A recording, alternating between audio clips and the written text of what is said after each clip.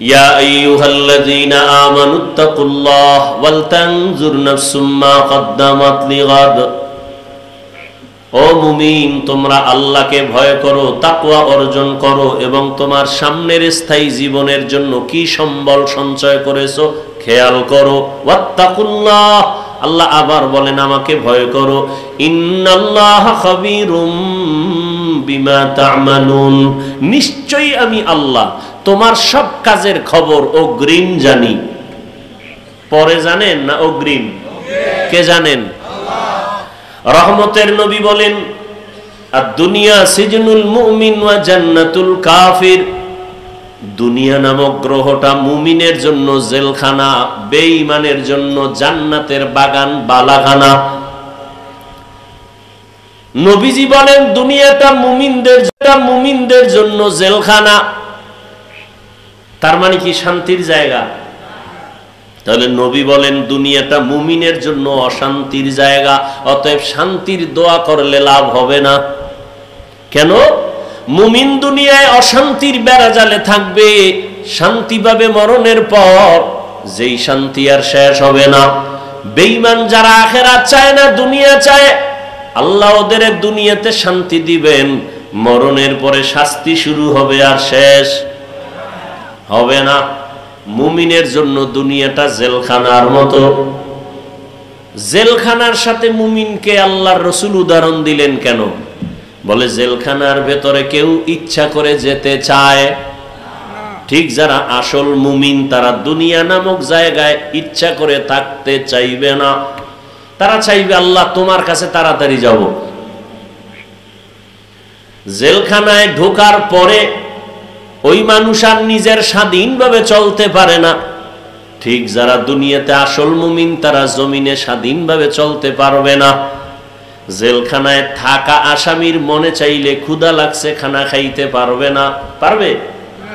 মনে চাইলে পাও দিয়ে যে কোনো জায়গায় যেতেও পারবে না। যারা আল্লাহর প্রিয় আশিক এরা দুনিয়া নামক জায়গায় থাকিয়া খানা পাইলেই খাইতে পারবে না। আসল মুমিন খানা পাওয়ার আগে চিন্তা করবে খানাটা আমার জন্য হালাল নাকি হারাম। আর সান্দাবাজার ধান্দাবাজেরা চিন্তা করবে না, এরা বলবে দেও দেও, সুদ বুঝি না, ঘুষ বুঝি না, লাভ আছে দেও। দেখেন না এলাকায় কিছু কুলাঙ্গার আছে, কুলাঙ্গার। দোয়া করতেছি, দোয়া। এলাকায় কিছু কি আছে?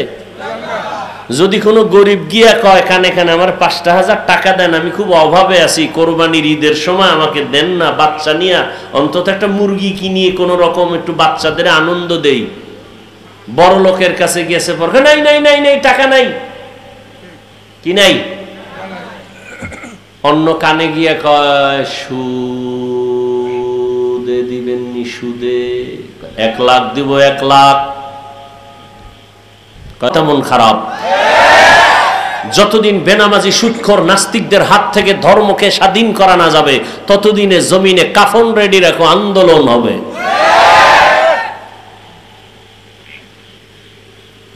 আল্লাহ হেদায়েত দান করুন।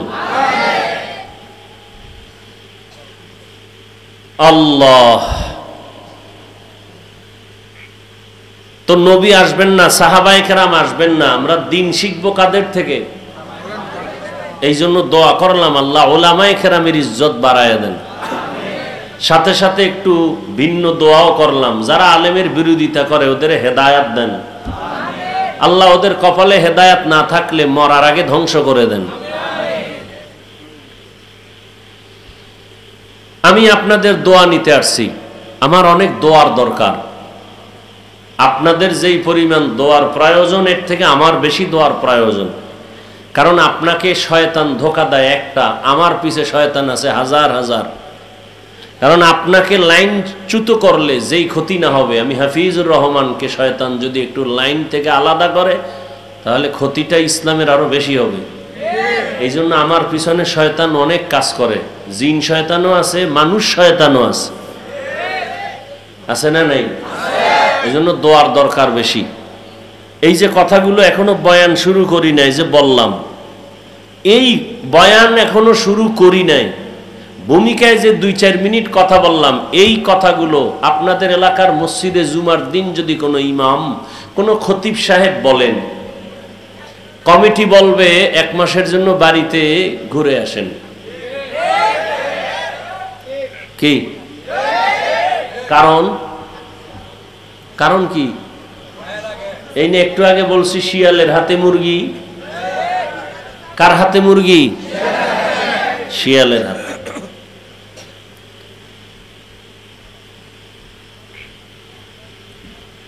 হ্যাঁ, বয়ান করব কার? দিনের জন্য, মানুষকে জাহান্নাম থেকে বাঁচাবার জন্য। আচ্ছা, আপনাদের থেকে একটা কথা জানতে চাই, এখানে অনেক শিক্ষিত বুঝদার মানুষ, খুব খেয়াল করে জবাব দিবেন। ইসলাম বা কোরআন, আমাদের সামনে কোরআন শরীফ আছে, ইসলাম আছে, মানুষের জীবনের সব বিষয়ের সমাধান কি কোরআনে আছে? এখনো বুঝা কর না, তাল মিলান কেন? বুঝেন। আমি না বলছি চিল্লেন না, বুঝেন। মানুষের জীবনে কিয়ামত পর্যন্ত যত সমস্যার হতে পারে সব বিষয়ের সমাধান কি কোরআনে আছে? বুঝেন ভালো করে। আল্লাহর কোরআনে কি মানুষের জীবনের সব সমাধান আছে? সবাই একমত? কোন দিকের দুর্বলতা কোরআনে নাই?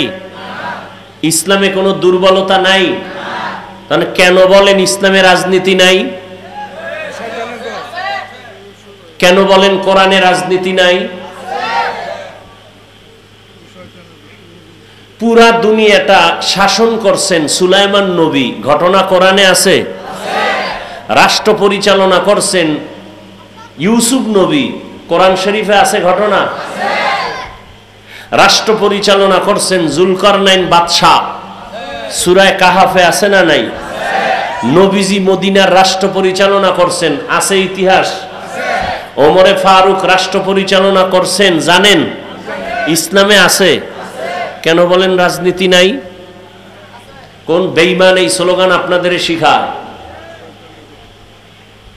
হ্যাঁ, আপনি যে চান্দাবাজি, ধান্দাবাজি, পচা রাজনীতি করেন, এটা ইসলামে নেই। মানুষ জবাই করার রাজনীতি ইসলামে নেই। মানুষের উপরে জুলুম করার রাজনীতি ইসলামে নেই। ইসলামে কি আছে? মালিক যেই প্লেটে খাবে, গোলাম একই প্লেটে খাবে। ইসলামী রাজনীতিতে কি আছে? কর্মচারী কাজ করবে, ঘাম ঝরার আগে বেতন দাও। আপনি রাজনীতি করেন না, ভিন্ন কথা, আপনাকে গালি দেওয়া যাবে না। কিন্তু আপনি যদি বলেন রাজনীতি নাই, তাহলে ফতুয়া ভিন্ন দিকে চলে যাবে, খুব কঠিন। কিন্তু আপনি করেন না, সেটা ভিন্ন কথা। একজনে এখানে বহু লোক নামাজ পড়ে না, আছে না? নামাজ পড়ে না এক জিনিস, আর নামাজ পছন্দ করে না এটা আলাদা জিনিস। নামাজ পড়ে না তাকে বেঈমান বলা যাবে না, আর যে নামাজকে পছন্দ করে না তাকে মুমিন বলা যাবে না। ব্যবধান আছে না নাই? খুব কথা কিন্তু খুব সাবধান। নামাজ পড়ে না তাকে বেঈমান বলা, একজনে দাড়ি রাখে না তাকে বেঈমান বলা, আর একজনে দাড়ি পছন্দ করে না তাকে মুমিন বলা যাবে না। দুই কথায় ব্যবধান আছে না নাই? কঠিন ব্যবধান। এটা বুঝার মতো মেধা নাই অনেক মুসলমানের। আল্লাহ হেদায়েত দান করুন।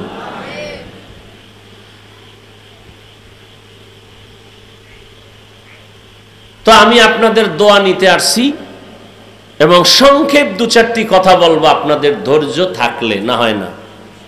কারণ জান্নাতে নেওয়ার ক্ষমতা আল্লাহ আমাদের হাতে দেন নাই, বুঝাবার জন্য আল্লাহ আমাদেরকে বলছেন বুঝাবো। রসুলও কাউকে জান্নাতে নেওয়ার গ্যারান্টি দেননি, জান্নাতের বয়ান করছেন।